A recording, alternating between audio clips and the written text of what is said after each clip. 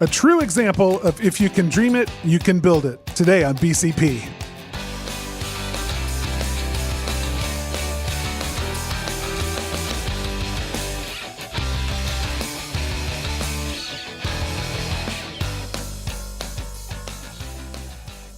Hey, welcome back, Proud Nation, to another episode of the Blue Collar Proud Show. It's the show you love, the show that's all about having and living the blue collar business dream. If you can dream it, you can build it. Taylor and I believe that, and the reason we believe it is because of people like our guests today. Yes. My name's Carter Harkins. With me every week here is Taylor Hill. How are you this week? I am good. I just want to thank everybody for listening. And I also want to tell you real quickly, let me just do this because we're going to jump literally straight from this commercial into the interview today because it was just so good. Yes. I want to tell you, though, about Closing Commander, our show sponsor. This app is doing incredible things, helping business owners in contractor service businesses eliminate the stack, that stack of open estimates, the ones that got away, the ones that said, I need a little more time to think about it, I'll get back to you. Take that stack, spend a few minutes entering customers into the app, and then let the app do what it does. It automates the follow-up process to start unlocking the revenue that's trapped in that stack of open estimates, getting that revenue back into your business. This app has been the difference for some businesses. It's created 6 figures of additional revenue. Mm-hmm. In a very short time. For 4 businesses, 6 figures in less than 6 months. Yep. And all of them had a similar story. They all had a stack. They all hated looking at that stack. They resented the fact that nobody in their business understood what was in that stack. Mm-hmm. And their employees felt like leaving estimates was a waste of time because they just ended up in the stack. Mm-hmm. And when they got this, and it got Closing Commander started using it, they started seeing that stack go away, and it was starting to turn into actual revenue. And their employees went, oh, wow, I'm making more money. This is great.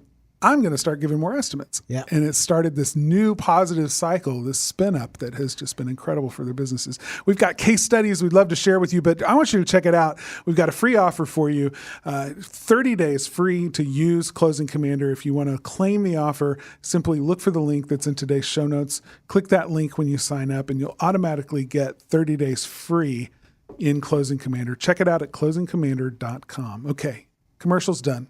Let's talk about this incredible interview we did with 2 people, father and daughter, Rodney Koop and Danielle Putnam. And it's just their story of how they started their business. I'm not going to say any more than that. Yeah, I just want to say this is proof, guys, that if you can dream it, you can build it. Just listen to this interview. Joining us on the phone today is Rodney Koop and Danielle Putnam. And you guys, welcome to the show, first of all. Awesome. Thank you. I'm glad to be here. Yeah, you bet. So looking forward to having a great conversation with you today about all that has transpired to bring you to where you are right now in your business. So before we introduce the business that you're in right now, I would love if you guys would just take a minute and tell a little bit of your story, because you're father-daughter, right? We are. Yes. So father-daughter, my dad was a contractor. There was 9 kids. I'm the second oldest of 9 kids. I have an older brother above me. So as the second oldest and the firstborn girl, I had a tendency to try to keep everybody in line and act as second mom, if you will, and help the family anytime possible. And my dad was a contractor. And so growing up, I remember my very first job, I was 7, and he was an electrical contractor. And my mother said to my dad, if you'll go into business yourself, the kids and I will help you. And so that summer, we did not have air conditioning that worked in the family station wagon. And I remember my mom driving my siblings and I door to door around town, business to business. And I would get out and walk in and say, my daddy just started a business and here's a flyer. Well, he got you started quick. I think he did. Yeah. So Rodney, tell us about that experience. I mean, how scary was it to go out on your own at that time? Well, I actually had a very good job, the best job I'd ever had. I was working for a big company. I started working for them as an electrician in 1984, and I had never done industrial work. This was a big industrial company, and so they started me at the bottom because, you know, I was just this kid that came from a little town in Minnesota and didn't really know what he was doing.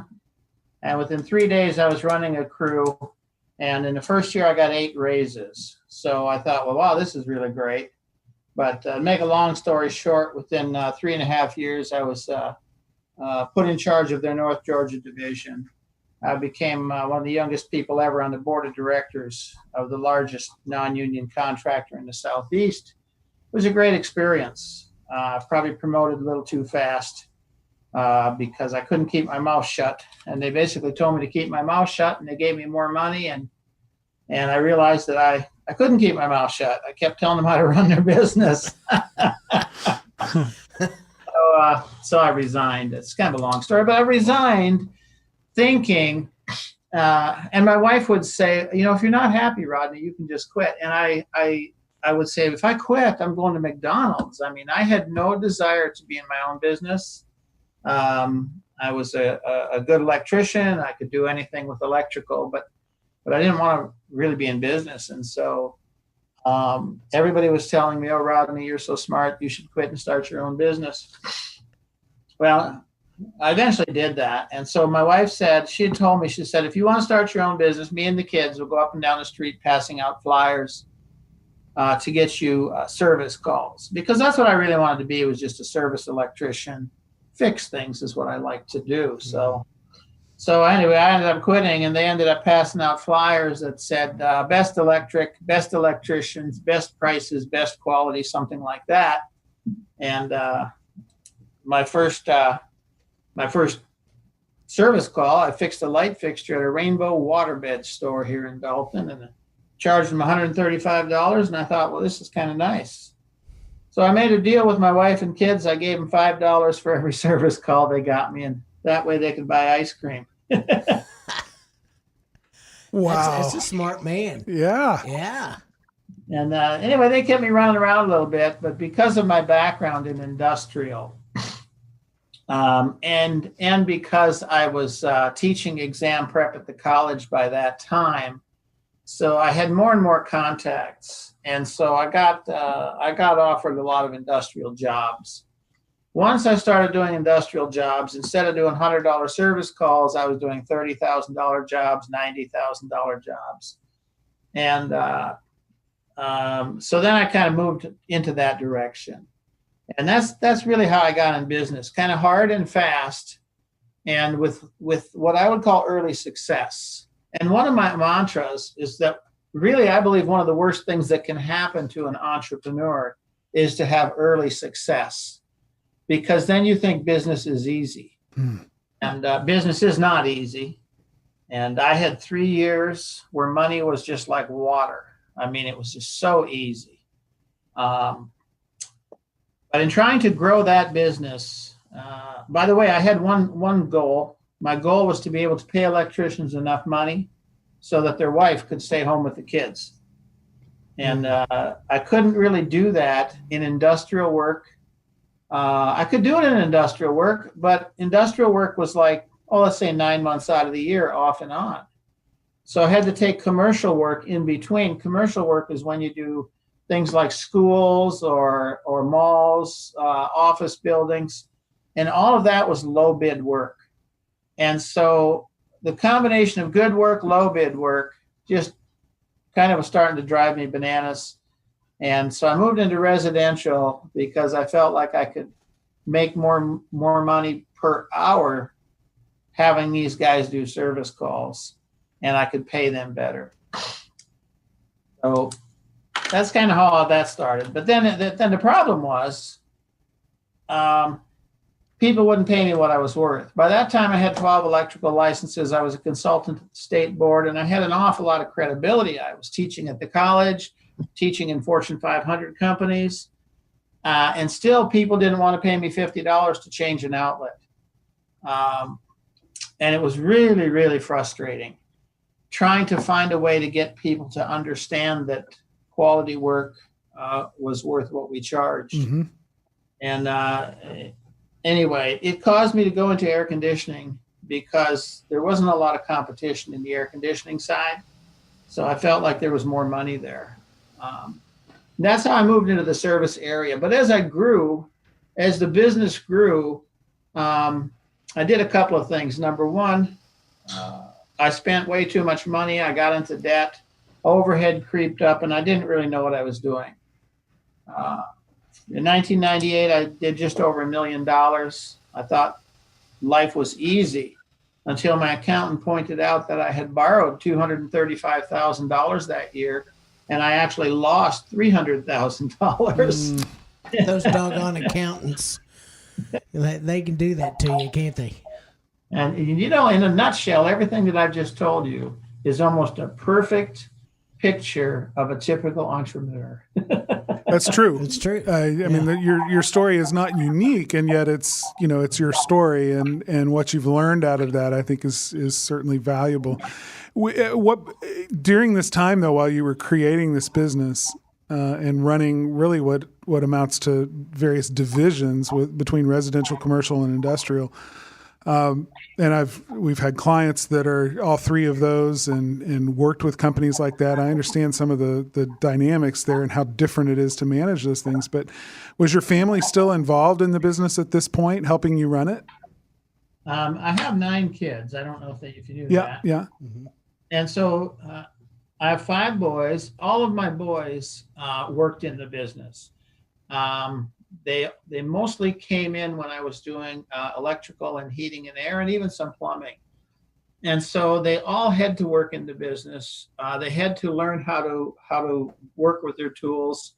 It didn't matter what they wanted to do with their life. They had to work in the business. Mm-hmm. And the main reason is because I wanted them not to be at the mercy of not being able to fix things. So so they all learned it that way. The girls, I have 4 girls. The girls would all run parts. The first year they got their license, they would run parts all summer. So they would deal with supply stores, deal with technicians, deal with buying things, deal with keeping track of records. And it really helped to bring them out of their shell and give them a lot of valuable experience in just being able to communicate and not be afraid of people. And then most of them also took a stint at working in the office. So my agreement with my kids was, you can do anything you want to in life, go to any college that you can get into. And the way to do it is you come and work for me, live at home. I'll pay you more than typical salary, and you can put every dime in the bank. And when you have enough money, go anywhere you want to go and I'll help you. But my agreement was, I'm not sending anybody to college who doesn't know what they're going to do and who doesn't have at least half the money up front. And Danielle, what was it like working for your dad during that time?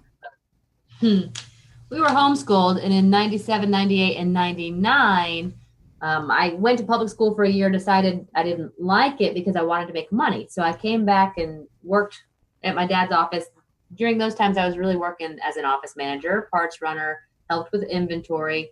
I loved it because it was social, it was fun. I got to feel bossy. I was running dad's company, although I didn't know what I was doing. I felt like, hey, I'm telling people what to do, which is terrible in hindsight, but answering the phones. So by the time I went off to college, though, and had an internship later in life, something that was really, really interesting to me is I was the only one of all my friends who had any work experience at all. And because of that, it really gave me a foot forward. I feel like a lot of the success I've had is a lot in part to having an early start, learning different parts of business. What I love about small businesses, especially contracting, residential contracting, is, in the office, you have to learn software and QuickBooks and invoicing, dealing with customers, sending out a postcard if it's slow just to get some business. So you learn so many different pieces, and I ended up choosing marketing as a pathway. So I guess I loved it. I was a part of something, but yet I felt like, it wasn't just that I was helping dad. I was also working for myself too. So I loved it. So tell me a little bit more about, you're going off to college, you get your degree. What made you decide to come back and work with your dad after that?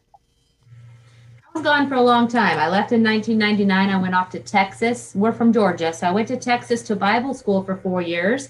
And then I looked at the map and said, if I could go anywhere in the world, I'd go to Portland, Oregon. So I moved to Portland, Oregon, and didn't really hardly have a dime to my name, didn't know anybody. And I didn't have a job, and I was trying so hard to get a job out there. And my dad called and said, do you need some help? And he went through his Rolodex, gave me some names. And so a little while later, I was working for a contractor out there doing marketing with them, and ended up in Southern California working for a digital software company, actually. And so by this time, it was 2010, and I was doing really well, working for a big company, loved life. And my dad kept calling. He kept calling with ideas, just as dads and daughters talk. He'd call late into the evening, early in the morning, anytime. He'd call and talk about his ideas. And finally, one day I said, Dad, quit calling me with your ideas. You need to do something. So he essentially called another time and said, Danielle, I'm putting my foot in the sand. I know I need to do something, but I can't do it. I need your help. I can't do it alone. I need your help.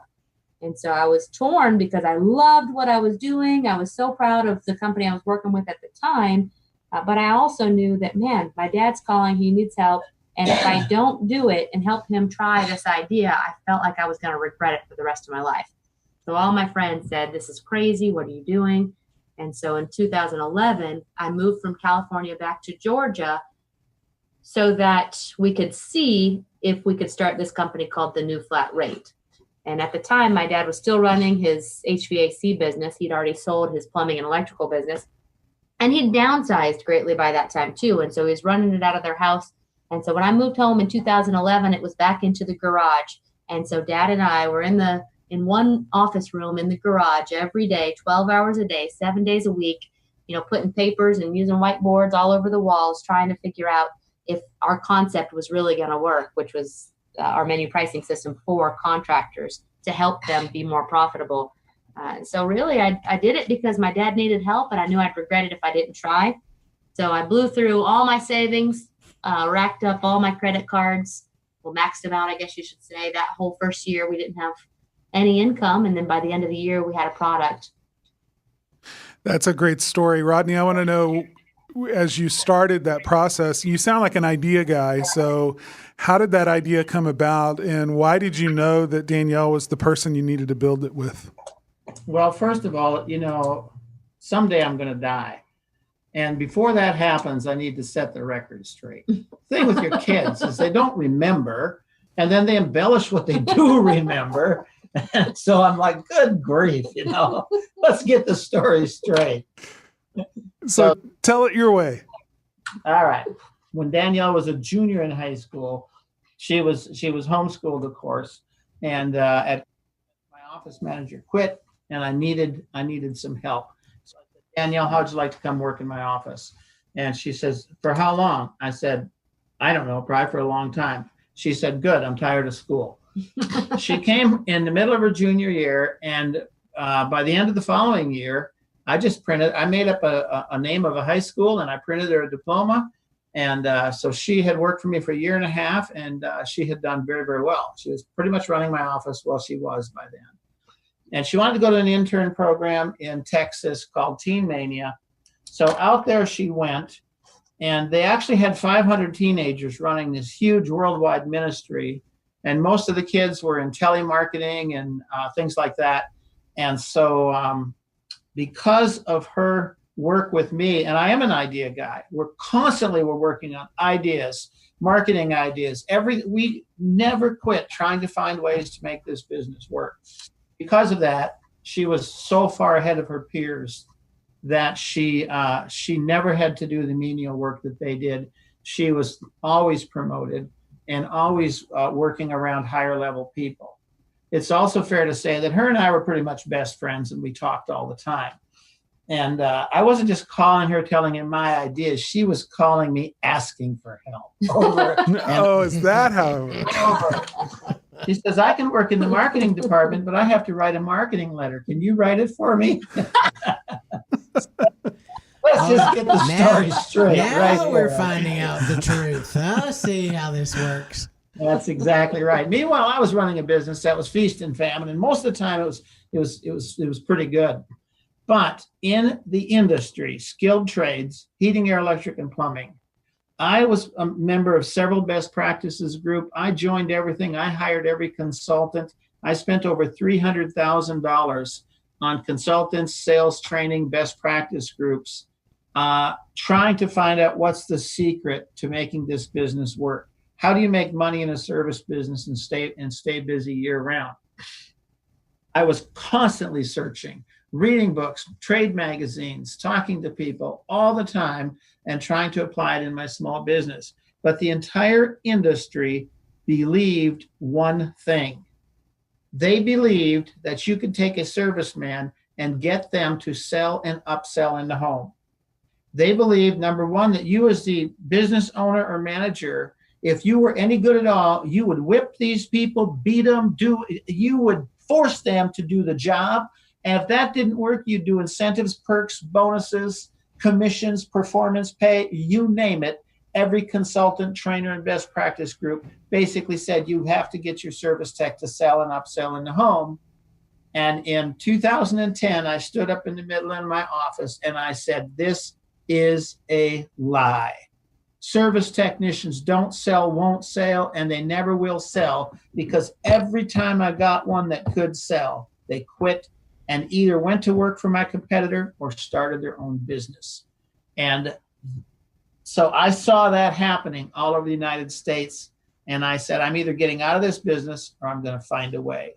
Meanwhile, her younger brother, Matt, was working for me. I had sent him to every kind of training class, sales training class, and he was a script person.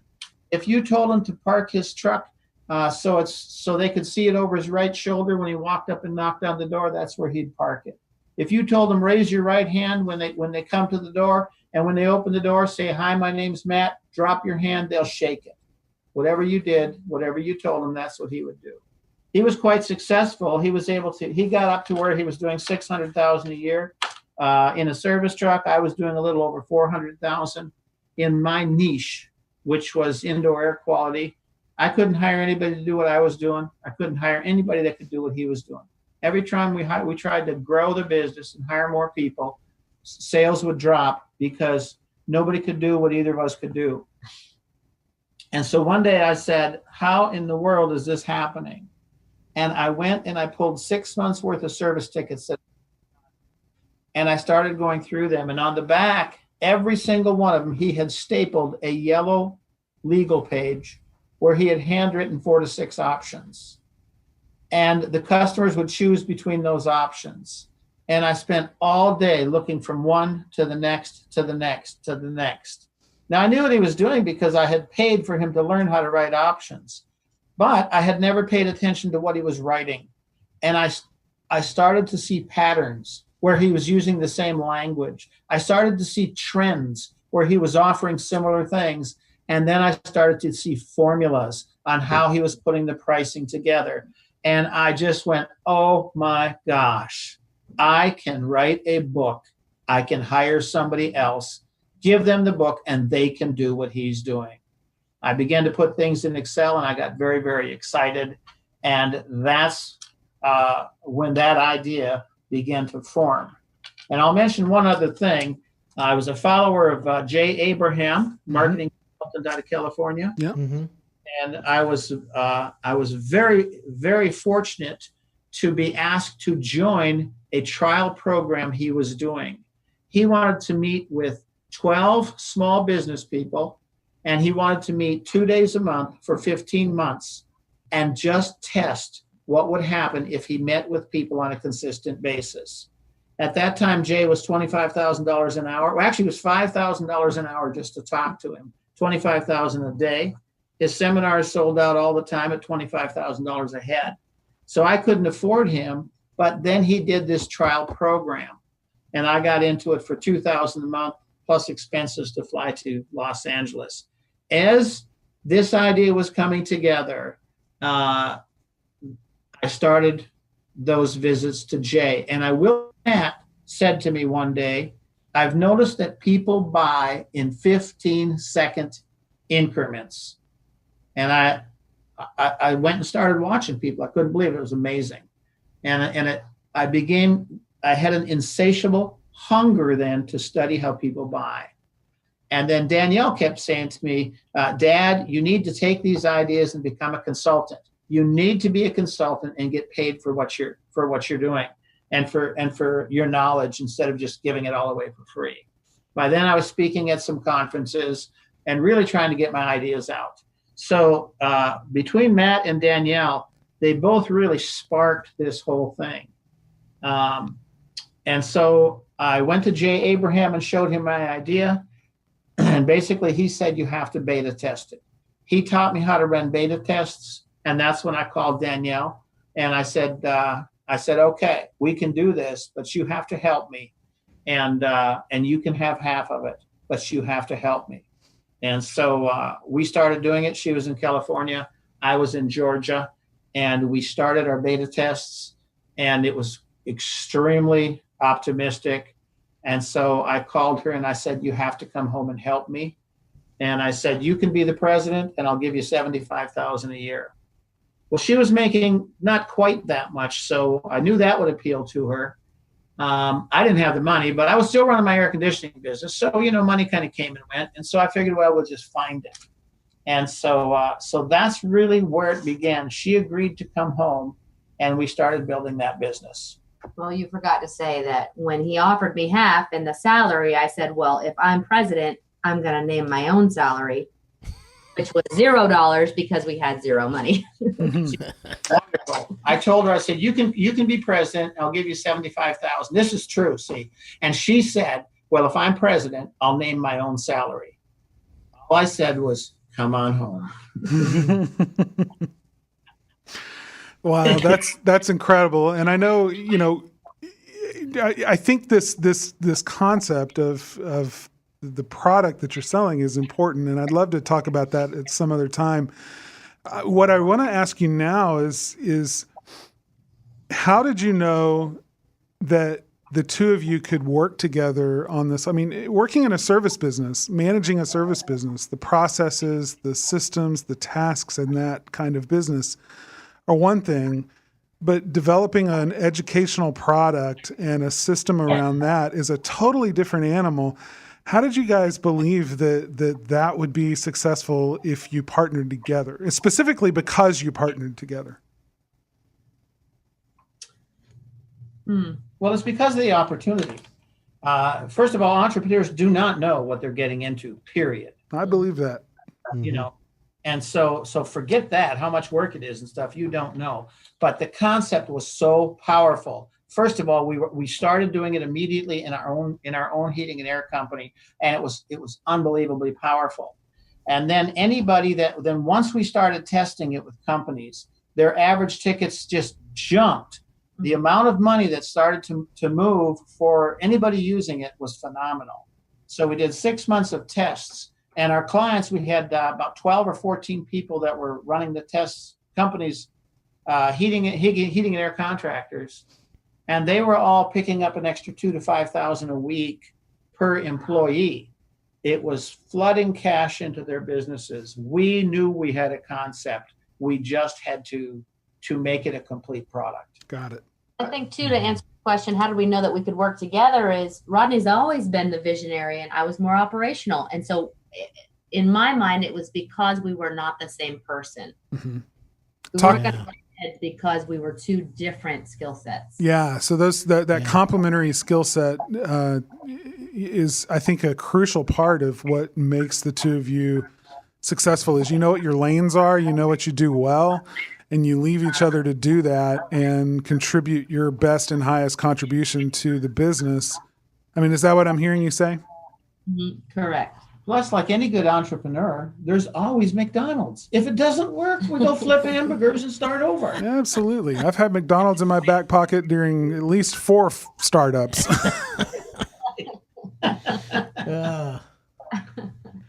So Danielle, I want to ask you one final question here. Tell me a little bit about how this has changed your perspective in your life since you've moved back home. Well, that was 7 years ago. I moved back. I always wanted to be an entrepreneur, and this was the opportunity to do that.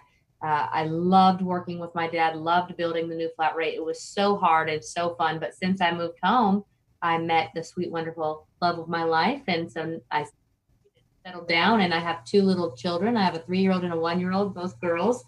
And so now it's the juggles of running a company, being an entrepreneur, and being a mom as well. But it really helped me to find my grounding. So this is home. This is what we do. And it's never enough. As an entrepreneur, you always have to keep growing and serve more people. But I think that just being lucky enough to be around my family, working with my dad, and then, really I'm very fortunate that I was able to find the love of my life at the same time. That really solidified it all. That's nice. You guys have a great story. I'd love to ask you, just as we wrap it up, tell us a little bit about what the company you run today looks like, and in terms of the day-to-day operations of it. Well, let me tell you something that I think is really, really key. Okay, I was always a do-it-all person. I could type 100 words a minute. I could run software programs. I could read books. I could do anything. And so I was always the guy that did everything. I ran my own company. I didn't hire a lot of help because I could do it. That is the biggest limiter in the world. Mm-hmm.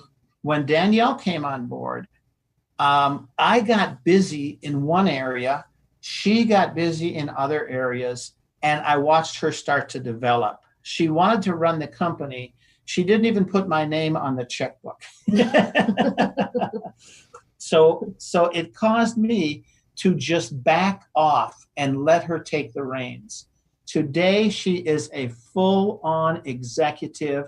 I have never ran this company. In 7 years, she runs it. Everybody that's here, there's 15 or you ask them who they work for, they won't even think to say me. Everyone works for Danielle. She has grown into an executive position. And I will say this, we are enormously successful today. Mostly, there's two reasons. Number one is her. The other one is my son, Matt. When he told me, Dad, I think I can do the training. And I said, are you serious? Because I'm the guy with the gift of gab. And so I backed away. Matt became our national trainer. He's been all over the United States and Canada training. People pay us enormous money for him to train. Now he's built an entire training department. And you would not believe what these kids have done. My daughter, Melody, runs our video production, our scripting. And so this is the main thing I want to say.